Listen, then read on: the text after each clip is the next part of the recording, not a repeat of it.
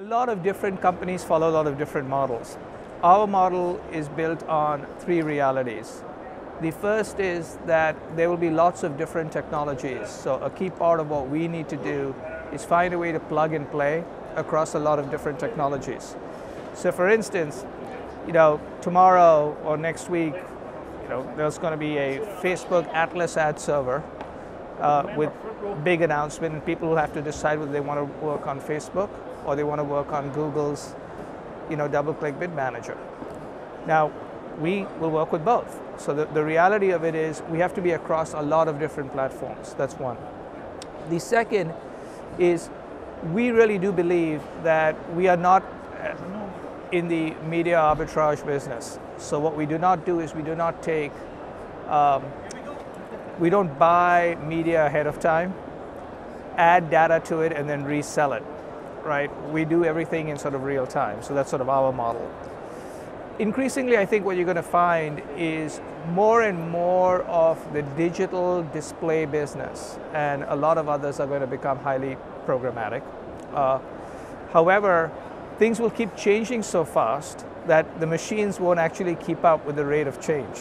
So the machines are very good at repeating what has been done before. Machines are not very good at doing new things.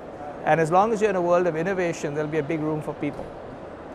The holy grail, as you will probably know, is sort of omni-channel, right?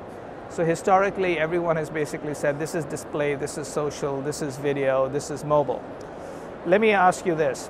When you basically watch a video on your phone, on a Facebook feed, what is it? What is it, right? Historically, our entire industry has been built around not the consumer, the way the consumer or the customer or the viewer. We've been built around the way we sell and the way we buy.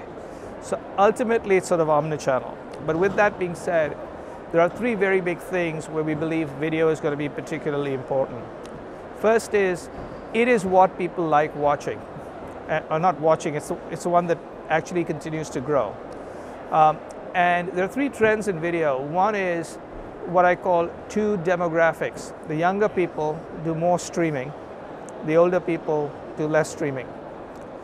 The other is we're moving to a world of two screens, not multiple screens, but two screens. One is a screen that moves with you, and one is a screen you sit in front of.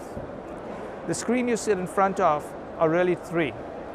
The home screen, the big television at home, the big television at the bar, and increasingly out-of-home media, which is becoming video.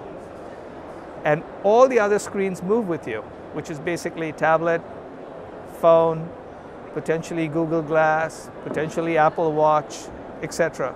So again, we have to be interested, which is there is video on the move and video which you sit in front of. Outside of that, it's just video.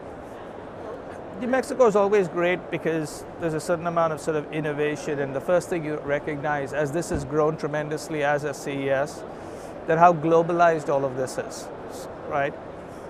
So I would anticipate behind what's going on, there are three key trends.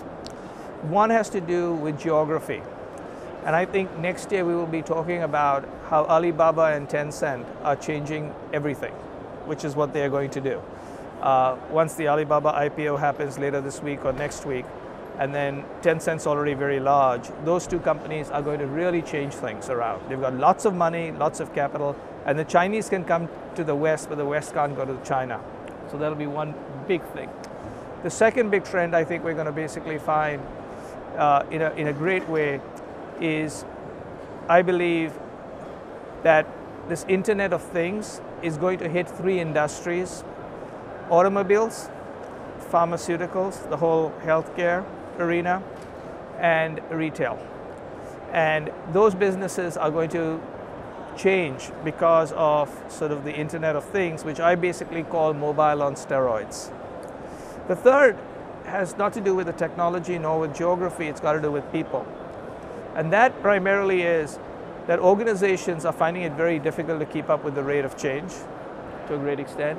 And the other thing with people is we may be losing the plot. So I recently wrote a blog post, in fact, Monday, and I think the Wall Street Journal is going to publish it, They picked up the blog, they're going to publish it in the CMO journal. And that is too much math, too little meaning. What we've forgotten is that the data is supposed to support the art and the instinct rather than be the art and the instinct. And I think what has begun to happen is we've become too data infested and not intelligent enough.